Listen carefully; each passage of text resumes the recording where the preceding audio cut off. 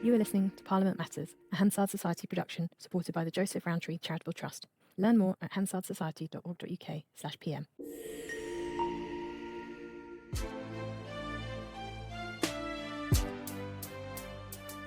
Welcome to Parliament Matters, the podcast about the institution at the heart of our democracy, Parliament itself. I'm Ruth Fox. And I'm Mark Darcy, and welcome to the latest in our series of special podcasts tracking the progress of the Terminally Ill Adults End-of-Life Bill, the bill that would legalise assisted dying. And this week we talked to Danny Kruger, the Conservative MP who has emerged as the leader of the opposition on the committee doing detailed scrutiny of the bill. We began by asking him how he got that role. Well, I think I was quite vocal on the subject in the last Parliament, and I chaired an APPG on end-of-life care called Dying Well, which is about promoting palliative care. So I got very involved in the whole question in the last Parliament. And then when Kim came top in the ballot for the private member's bill and chose to do assisted dying, I sort of got mobilised again. But I actually think I'm prominent largely because Kim decided to have me on the committee, and I'm grateful to her for that because she didn't have to have me. She did have, by convention, to have a proportionate number of people who'd voted no on the committee. As you know, she chooses who goes on the committee. But she's supposed to respect the proportion of aye and no votes at second reading, and she has more or less, although slightly stacked in her favour. But she's had to select some people who are opposed. She selected me. I regret she didn't select some other, frankly, more senior, more prominent voices, particularly on the Labour side. You know, there are some very, very senior and respected people like Meg Hillier, Rachel Maskell, others who I think, frankly, would be doing a better job than me, not just in the committee, but also convincing Labour MPs the bill is not safe. But anyway, I'm very honoured to be involved, and it's been a fascinating process for me. When you started on this process, and it was fairly clear you were the most prominent opponent on the bill committee, did you attempt to sit down with Kim Leadbeater, have a cup of tea in the members' tea room or something like that, just sort of talk through the issues informally? Have you managed to engage at that level? Well, I've known Kim for a while, since before we were both MPs, in fact, because we both worked in the charity sector before politics. And so we would always say hello to each other when we both became MPs. But I've had a couple of meetings with her on this subject since she selected the bill. And we had a sit down in her office, probably after once I was nominated to the committee, we just discussed process. And we agreed to treat each other well, as I think we've done. I mean, it can get fractious, but none of us are playing the man rather than the ball, and I think we both recognise everybody on the committee is acting in good faith. I mean, I genuinely understand how, for him and others, this is a moral principle. They really genuinely believe in the importance of autonomy over end of life in the way that they frame it. So there's certainly nothing personal in my opposition to her. I'm afraid she's the one who's championing this thing, which I think is deeply dangerous. Have you been on a public bill committee before? I've been on government bill committees. I don't think I've ever done a private member's bill. If I have, it probably would have taken 10 minutes and I've forgotten Yes. about it. Normally they are complete. You know, private members' bills are usually non-contentious. That's the point. Yeah. I mean, I think there is a big question. I don't know if you want to get into it about the appropriateness of the PMB process for legislation of this sort, but it's unprecedented to do it like this, and it's therefore nobody on the committee has any experience of doing this, including the chairs, including the clerks. We're all feeling our way, and history is being made. I mean, you've got this anomaly of ministers sitting on the committee in a dual capacity to speak as ministers on behalf of the government, which is supposed to be neutral. They're then to vote as MPs with their conscience, and they vote with Kim. No one's ever done that before. So I think we are in a constitutionally unfamiliar space, and certainly for me, I don't know what's going on half the time, and it's a very, very perplexing process. In the heroic age of private members' bills, as I think of it, in the 60s, when they abolished the death penalty, when they legalised homosexual acts by consenting adults over the age of 21 in private, etc., when they had legalised abortion, these were all areas where they stopped doing something. It didn't necessarily involve setting up very big, complicated, elaborate structures. This process is different because it does involve creating a whole mechanism to do something that the National Health Service had never done before. It's much more an act of kind of construction in that sense. Yeah, very well put. I think that is a key difference. The other one is that those private members' bills were essentially government measures, but because they were conscience issues, they were put through by a private member, but usually with the consent of government and acknowledged majority in Parliament, whereas this is a much more contentious issue. It didn't have a big majority at second reading, and the government is supposed to be neutral on it.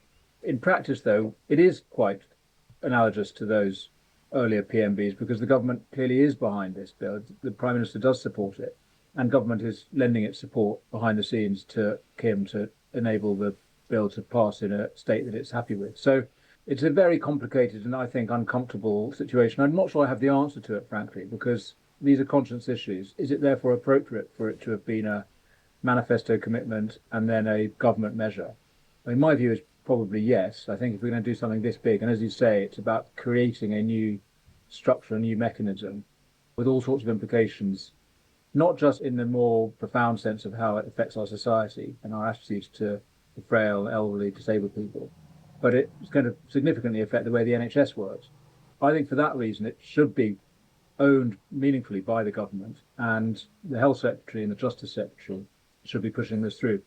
We've got this strange situation where the Health Secretary and the Justice Secretary are opposed to the bill, whereas their junior ministers, who are the ones who sit on the committee with us, are in favour. So in all sorts of ways, it's a very uncomfortable situation, and I don't envy any of the people involved in trying to push it through because they're doing it against the grain of the way our parliamentary system works. Yeah, and one of the problems, of course, is it's difficult to imagine that a party would adopt it going into an election in their manifesto and push it through as a government bill precisely because of the differences in the parliamentary parties on this, because it's a matter of conscience. So private members' bills, historically, that's been the sort of the route taken to these issues. But we've never had a bill where, you know, we've had public evidence sessions, for example, where you've got the media and social media in particular focus on the process, sort of much higher levels of public interest and engagement than you would have seen in the 1960s, because we're just living in a different kind of media and communications world. So we'll perhaps come on to sort of reform of private members' bills in the future, and I think this is certainly something the Modernisation Committee in the House is going to have to look at. But just going to that point you said about ministers, have you had direct engagement with ministers? You know, you are producing amendments. It's a Stakhanovite task, sitting a couple of days a week, extended hours. Have you had engagement with ministers, with government lawyers about the drafting of amendments? Absolutely not. And I mean, I've got a great deal of respect for Stephen Kinnock and Sarah Sackman, who are the ministers sitting opposite me. They have a huge task. I mean, I regret, frankly, that they are spending 8 hours a day, 2 days a week, not doing their real jobs, which is fixing the social care system, fixing the courts, but defending this bill. Anyway, that's what they're doing. So presumably, I imagine there are many, many civil servants on the job behind the scenes. You know, Kim has that whole machinery behind her and behind the bill. I and my colleagues have absolutely nothing apart from some amazing volunteers, really brilliant people who've been helping us to draft amendments, work out the implications of what the different clauses and the amendments coming from the other side, because of course the bill as presented in second reading is not the bill that is now being voted through every day. It's changing because Kim and the government are introducing changes, some of which improve the bill slightly, some of which I think significantly change it in a way that MPs at second reading didn't approve. So there's a lot of work going on the other side, and we don't have the resources at all to match it. And I think that is something to consider. Would it be appropriate in these big pieces of legislation that are delivered in this way for MPs involved to have a bit more resource? But I am concerned about the mismatch of power in the process. And I mean, one example of this, and again, it goes to this question of is it a government bill or a private member's bill? In a government bill, we'd be sitting Tuesdays and Thursdays. There's a day in between to work out what you're going to do the next day. It takes a whole day to prepare for a day of committee, at least multiple days, in fact. We're sitting till 8 p.m., 9 p.m. at night. There's a lot to get through. And there's only 8 of us on the committee who oppose the bill. Not all of my colleagues are actively involved in all of the different clauses or engaged in them. So it falls only to a few of us to properly, as it were, challenge on every clause that goes through. Some of them more important than others, but we're looking at everything. It's a huge amount to do. We simply don't have the time to do that job properly, in my view. The related problem, again, going to the government versus private members process, the way it works in normal legislation is that if the government is tabling an amendment to a clause in a bill, they have to give a week's notice, whereas a private member only has to give 3 days' notice. And that matters because it really takes time to work out what you think and then to table a contrary amendment or an improving amendment to their amendment. And a bill won't be called for debate or division if it doesn't have a day's notice at least. So the point I'm making is we don't never have enough time to respond to what's going on because the amendments that are coming only have 3 days. Unless we are instant in our response to them, which we obviously can't be, we won't be able to table a counter amendment in time for the debate to take place. So we're just always at a disadvantage I mean, that's the process. I don't want to be totally critical, by the way. I do think it really strengthens my belief in Parliament and in the committee process. There's just too much, and we're not doing the job properly. It's too fast, it's too much, not enough support on our side. But if it were all properly resourced and there was enough time, I do think this line by line scrutiny, when the sponsor has to defend the clauses, the people proposing amendments have to really explain them and engage meaningfully in debate on them. It is a really brilliant process. And sometimes we get, I think, very, very good debates in our committee. There's some very intelligent, capable people on both sides. So I'm partly impressed and partly depressed by what we're doing at the moment. The big change that's been made so far is on the oversight of the process, is on taking out the original idea of having a High Court judge overseeing the handling of each case and having instead an independent expert panel. Now, supporters of the bill have been saying most people think that actually strengthens the system. It's a distinct improvement. I wouldn't be surprised to discover that you disagreed with that view. But do you think it actually swings opinion in the wider House of Commons that they've changed this oversight mechanism in such a significant way? Or is that something that people are essentially shrugging over? No, I think that a lot of people are very concerned about that. They're concerned about it in itself because it is a significant diminution of the safeguards in the bill. If there's no longer to be a judge hearing the case and deciding on it, that's what we were promised at second reading. By the way, I support the introduction of more psychiatrists and social workers, which is what's being introduced. That should just happen at the beginning of the process, when the clinical stage, when the person is being assessed, not at the last stage. And we should add it in, not replace the judge. We still need that judicial stage. So I think people are of the view that this is a step back from the gold-plated safeguards that were promised at the beginning and what people voted on at second reading. But I think the more substantial problem is the one of process. The House of Commons supported this bill, not in detail, but in principle, because they recognised that this bill conveyed the intention to legalise assisted suicide, and there was a clear intention to do so in a way that is as safe as possible, the safest bill in the world. And the role of the High Court judge was presented by Kim and all the advocates of the bill and all the campaigners and all the MPs who spoke at second reading in favour of it as the principal evidence that this bill is safe. To then change that in committee, once there's momentum behind the bill, once people have voted aye in favour, when there's a committee that is stacked in favour of the bill and behind Kim, so there's no chance of refusing this amendment, it's passed now. We'll have the chance at report stage to remove it, but as you know, report stage is not the time to be doing substantial amendments to a bill. There'll only be the opportunity for a few amendments probably to be voted on. This one might not be it. So, in answer to your question, I'm getting a lot of MPs of all parties saying to me, I'm very concerned about what's happened with the High Court judge. I thought that was in the bill, and I'm dismayed that it's not. There's even been talk that the European Convention of Human Rights might be impinging on the workings of assisted dying in the UK. The other thing that has concerned me in the debate has been the sense that, the statement from government that certain safeguards that we wanted to introduce would be ruled illegal by the European Court of Human Rights or by a British court relying on the European Convention. For instance, we attempted to insist that you shouldn't be able to insist on an assisted dying in a care home because there are the rights of the care home operator and the other residents and the staff there. Whereas the minister responded by saying that would be an infringement of the ECHR, the right to family life or something, right to privacy. And he deployed that argument in other spaces as well. I'm very concerned if the government is genuinely of the view that if Parliament wants a certain law to pass with certain protections, in this case for care homes or hospices, that it should not do so out of fear of a challenge on ECHR grounds. Now, there's a whole wider topic about the role of the European Convention vis-à-vis parliamentary sovereignty, but we are always told that Parliament is sovereign. And I regret that we have ministers suggesting that international law should trump the decisions of Parliament. The fact is, if Parliament did want to protect care homes from the obligation to facilitate assisted dying, and it put that in primary legislation, it would be a very brave judge, whether in Britain or in Strasbourg, who would say that is an infringement. And it would be, I think, a very reckless minister in consequence of a ruling from a judge to say, OK, fine, we'll disregard or overturn a law passed in Parliament because a judge says that it's a breach of somebody's human rights. So, this eternal question of the role of the ECHR is being activated here again, and I regret that. And looking ahead to report stage, so we're assuming that Kim will want to get the bill into the next stage on the 25th of April, which is the next private members' bill sitting Friday for consideration of it at report.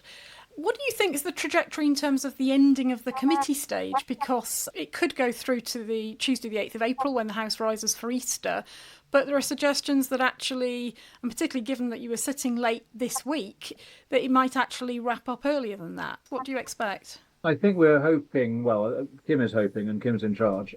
So we're expecting to finish next week. So we've now got to, I think, clause 32. So there's only 10 clauses or so left, plus all the new clauses, schedules and so on. So there's probably another full day's debate to be had. And I mean, I think we could have taken longer. We should be taking longer over this. I think we are rushing it. I'm afraid to say a lot of committee members are not speaking at all because they want to just speed the process up, which is why everyone's probably so sick of my voice and a few of us who are speaking on every clause. So yes, I think we're going to finish next week. And then, as you say, the expectation is, it's again up to Kim, but she will probably call for report stage to be on the first available Friday, which is the 25th of April. Mm-hmm. And what will you be teeing up for discussion then? You'll presumably have a few ideas about what amendments you'll try and push at that report stage. So one thing, which is a new, Ruth, you'll know about this, it used to be the case that you couldn't bring an amendment back that had been debated and decided in committee at report stage. So the whole House of Commons wouldn't have the opportunity to debate it if it had already been debated by the committee. But now we are able to do that, which is good news. So I think, remember, amendments aren't just tabled by committee members. They can be tabled by any member of the House. And we've been debating amendments tabled by MPs who aren't sitting on the committee. So lots of MPs, no doubt, will want to try and retable amendments that have been rejected. I'm sure I will too. I don't know how many, whether it's a question of putting lots down and hoping some land or concentrating our fire more on a few. But in a sense, it's not up to me or anyone what amendments to get tabled. Any MP can do that. So there'll no doubt be a lot. But yes, I mean, we will want to be trying to restore the safeguards that we were promised and to strengthen the bill as it stands. There's a whole bunch of bring back things the judges. Well, we'll see. Yes, I mean, I think in principle we should be. I mean, I haven't discussed with colleagues yet how we'll do that, but I certainly think judicial stage was something that the House of Commons voted for, and it feels very wrong that that's been taken out. So there's a whole bunch of things I think we should not give up hope that we can get accepted by the bill sponsor and the government. I mean, the fact is they have been accepting some of our amendments. I had one accepted yesterday, which will require the doctor, before the fatal drugs are finally administered, just to verbally say, do you want to proceed, or to communicate you don't have to go ahead, because I fear a real danger that people will feel that the train has left the station once the doctor's in the room with the needle or whatever it is. They accepted that. It doesn't really change the process or anything. It's welcome but cosmetics. There have been a number of those sorts of changes accepted. That's just good. But there's a whole bunch that we failed to get them to agree to, including, by the way, and this is, I think, relevant to the Hansard Society, which is the role of statutory instruments and delegated legislation. As you know, often a particular aspect of implementation or the sort of ongoing management of a particular, whatever the legislation is regulating, can be left to ministers to decide in secondary legislation. It doesn't have to go to the whole House of Commons. There's a huge amount of that in this bill. Yeah. And you guys, yourselves, in response to earlier assisted dying bills that have been rejected, you complained that there was too much being left to ministers, and also to the negative procedure. It means they don't get debated by the Commons and voted unless the leader of the opposition and the government agree they should be, which basically means never, especially on a conscience issue like this. Yeah, very rarely. Whereas what we should be doing is the affirmative procedure, whereby it does have to go through Parliament to get approved. Yeah. So the regulation of the whole drugs regime, for instance, what drugs, how will they be prescribed, who will look after them, how will they be transported and stored, and all these really detailed but important questions. What's the oversight of the data? What information is going to be collected in order we can track that this thing is working safely? All of that is just being punted down the line to ministers, also to draw up codes of conduct about how doctors should operate, how they should conduct the process. Again, not being properly given to Parliament to approve. I really regret. I think, Danny, I mean, this has been our interest in the bill, as it is with government bills. We're neutral on the question of assisted dying. Staff here have got personal views on it, but as an institution, we don't have a view on the question of assisted dying. But we do have a view on that balance of power between government and Parliament, and whether or not ministers should be subject to more democratic oversight, and whether the bill is too framework and too much, as you say, is being punted down the line to ministers to decide at at their discretion. And certainly that's been an issue that we flagged and you've raised a number of times in the committee. And I was very struck by the Minister's response on this. It did sound like he was very much reading out his departmental brief, but essentially the sort of position seemed to be we can't have parliamentary scrutiny or active debates and votes on this because there's a risk that it'll delay the operationalisation and implementation within the 2-year period for the act to come in.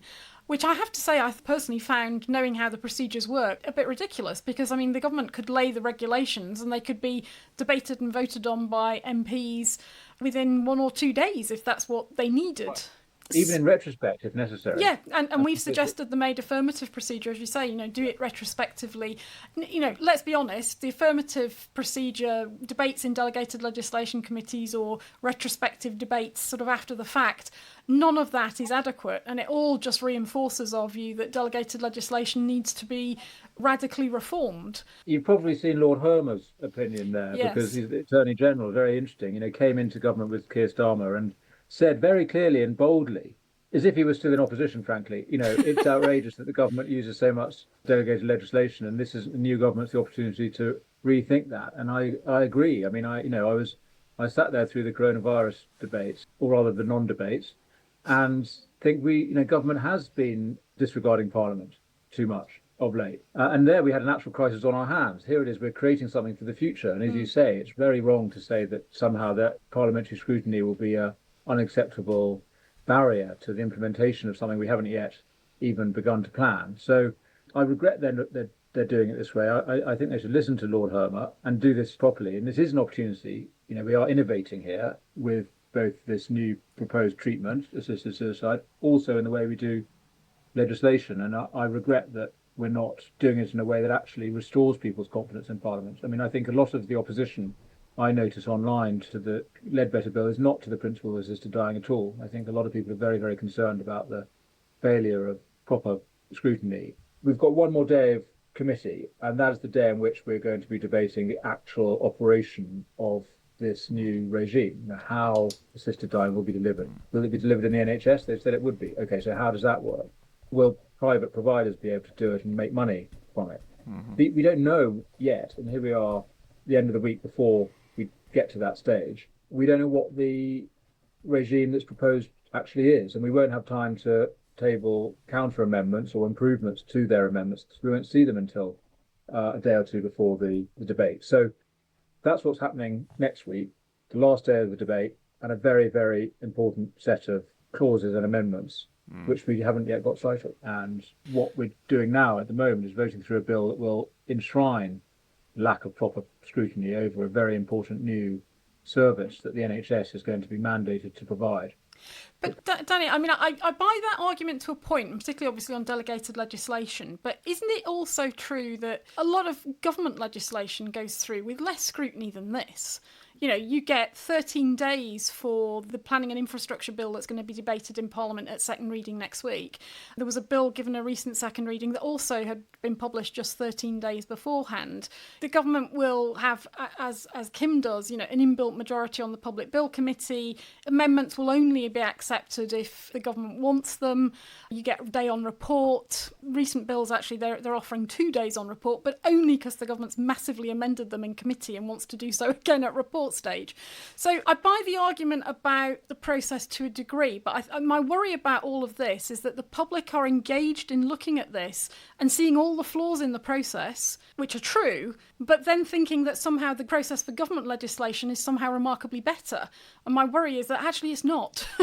Yes, no, I take that. I mean, I think that's absolutely fair. And I don't think we should be pretending that the whole problem is just because it's a private member's bill. Yeah. As I was saying, I think it's really a government bill, but one that has the advantages for the government of enabling them to, as it were, hide behind Kim. But you're absolutely right. Even government bills don't get full scrutiny. And this is our parliamentary system by which the majority of the House is in charge. I mean, I think obviously, there have been innovations over the years, and I think the introduction of select committees and breaking the power of the whips to appoint select committee chairs and members has been helpful.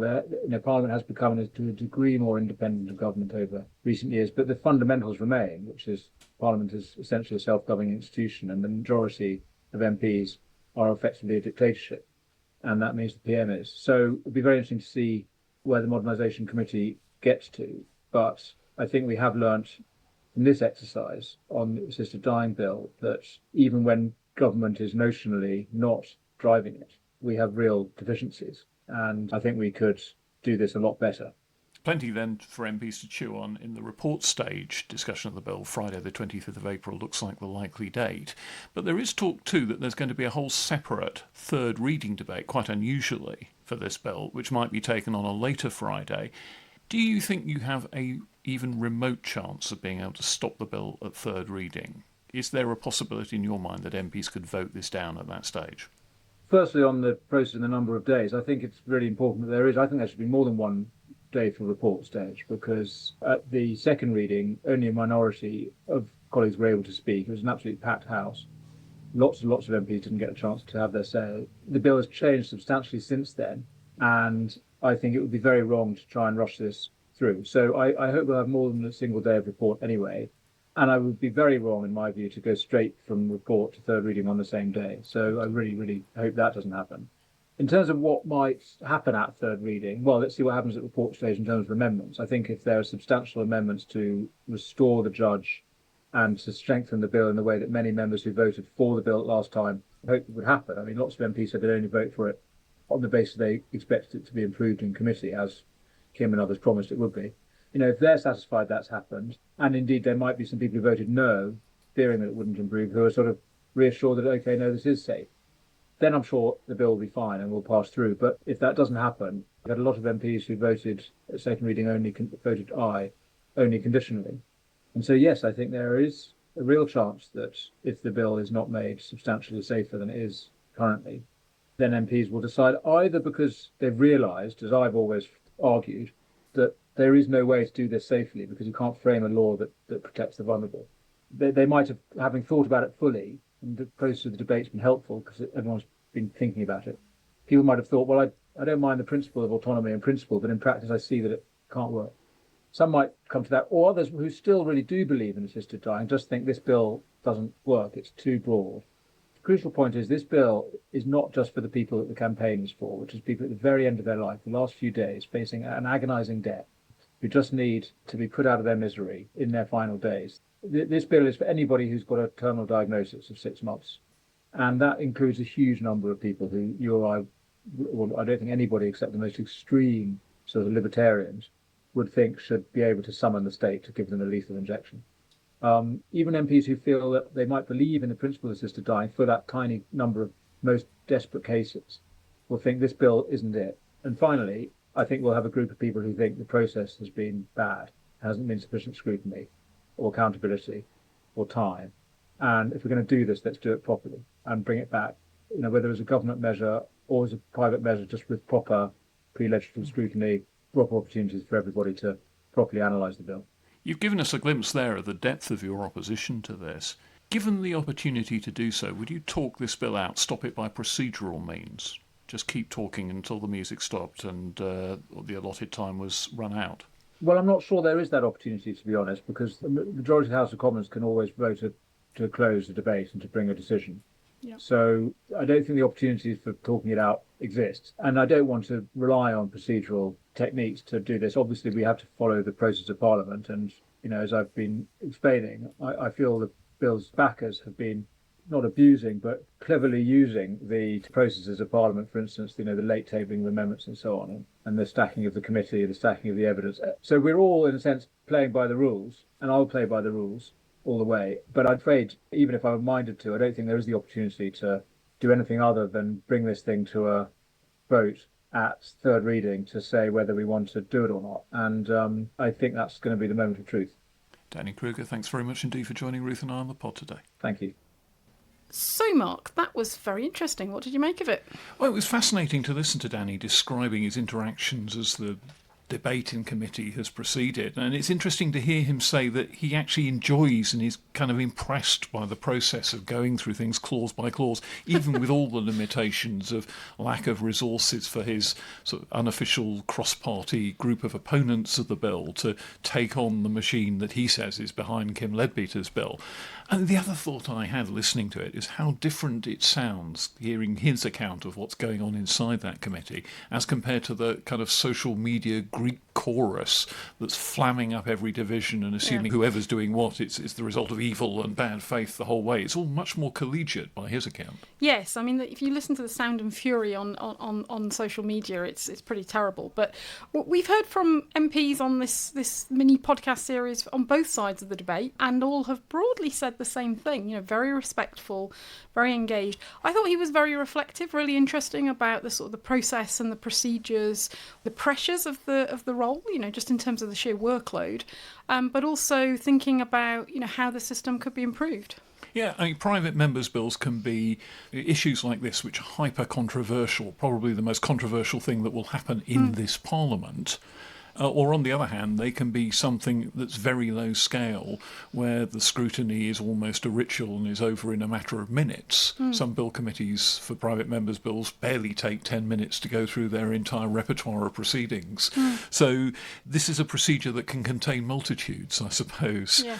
And his reflections on how it's unfolded for something of this magnitude are something that I think the Commons Modernisation Committee ought to listen to for the future, because it is definitely a parliamentary process that is now ripe for reform. Yes, I mean, as we've been banging on about at the Hansard Society for many years.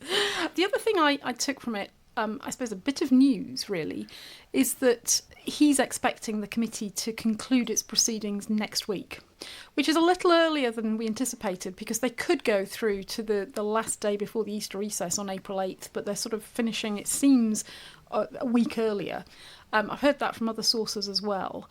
So it seems as though they want to sort of get it finished next week, so that MPs have, the other backbenchers who are not on the committee have as much time as possible to sort of see the final version of the bill that comes out of committee, and then they can have time to consider what they want to do with it in terms of amendments and so on for the next stage, which will be a report on the 25th of April. Yes, as Danny was saying, it does take a while to go through the detailed wording that emerges and decide how, as a parliamentarian, you want to respond to it. Do you want to put down an amendment? Do you agree with this particular clause? Are you completely against it? What might you do at report stage when any MP can propose an amendment to the bill and hope for it to be debated by the whole House of Commons? So that's a moment. And remember, of course, the bit that we're missing in the jigsaw is the impact assessment.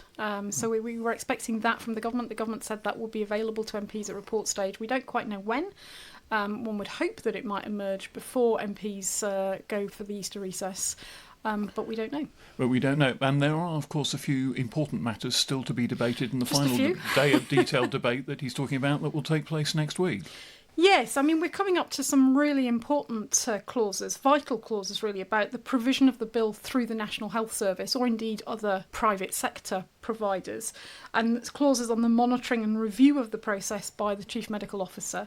And we know that we haven't seen the full suite of amendments that have been tabled for next week, but we know that there is one, pat ourselves on the back, that will grant, if it's agreed, the Secretary of State the power to make regulations to amend the founding principles, if you like, of the National Health Service in the NHS Act 2006, which amended the original 1946 Act. We flagged that, if you remember, on our second podcast in this mini-series when we talked to the drafter of the bill, Dame Elizabeth Gardner, and highlighted that this was a possibility, that you'd need to amend those principles, perhaps, in order to make provision for assisted dying being provided on the NHS, because the founding principles that are laid out talk about a health service to secure improvement in the physical and mental health of the people and prevention, diagnosis and treatment of illness. And if you're going to have an assisted dying service, how does that fit with those provisions? And therefore you might need to change the wording of the Act. Quite a challenge for the next generation of parliamentary drafters, I think. Yeah. One other thought that I had listening to Danny Kruger talking about his experience on the committee, and indeed watching him in action in that committee, is that here is someone who is demonstrating a set of parliamentary skills, basically being prepared to fight to the last ditch in a cause that he knows he's not going to win because he knows there's a majority against him. And it does rather strike me that that is a skill set that the Conservative Party in its current parliamentary position really could rather do with. Yes. Another thing to look out for, Mark, one of the clauses that will be debated next week is the provisions to review the Act 5 years hence. Post-legislative scrutiny, our old friend. Yes, so we've been talking about this actually on our other podcast that's out this week, our main podcast. The Everything But the Assisted Buying Bill podcast. Yes, and we talk about post-legislative scrutiny on that. And interestingly here, there is going to be a provision, or assuming MPs agree it, there'll be a provision for review of the Act 5 years after it's passed. So there's a link between our two podcasts. So why not listen to find all the other parliamentary news and events that we've been discussing there? Yeah, and that's particularly focusing on the spring statement as well that the Chancellor will be making next week. Brace yourself. So, Mark, I think that's probably all we've got time for this week. We'll be back next week to discuss those final stages in committee and see what happens next. Join us then. Bye. Bye. Parliament Matters is produced by the Hansard Society and supported by the Joseph Rowntree Charitable Trust. For more information, visit hansardsociety.org.uk/pm or find us on social media at Hansard Society.